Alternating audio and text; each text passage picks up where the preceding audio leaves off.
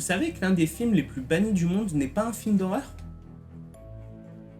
mais ce film Disney, considéré comme raciste. Alors, considéré comme raciste, j'ai fait mes petites recherches sur ce film pour savoir pourquoi. Déjà, grossièrement, l'histoire, c'est un gamin qui va chez sa tante, chez sa grand-mère.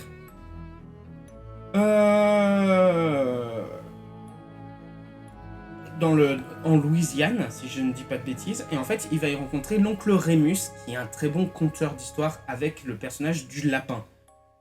L'on retrouve d'ailleurs ici. Voilà.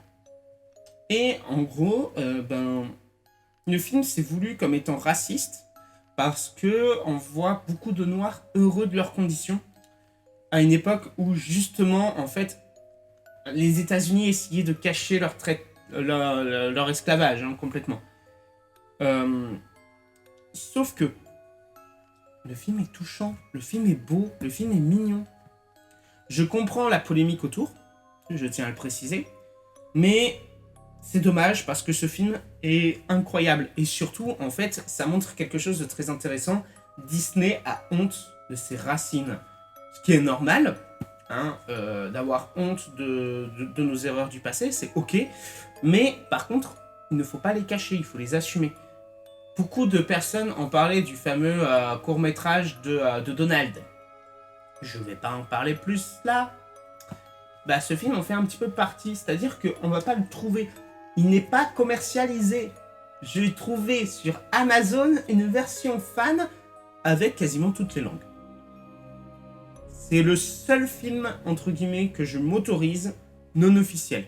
Mais pour moi, il est officiel, parce que voilà, c'est une des seules versions DVD possibles d'avoir de ce film, et c'est sur Amazon pour même pas 15 €.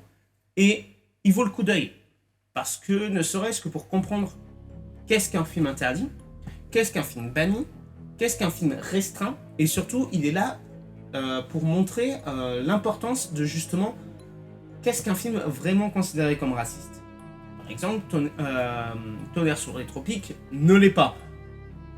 Il utilise de l'humour très noir, mais voilà. Là où ce film, on peut le considérer comme, alors qu'il ne l'est pas, mais je comprends avec l'histoire. Et c'est ça qui est intéressant, parce que quand on regarde ce film, on se dit non, il ne l'est pas. Le film, pourquoi on dit qu'il est raciste? Il ne l'est pas.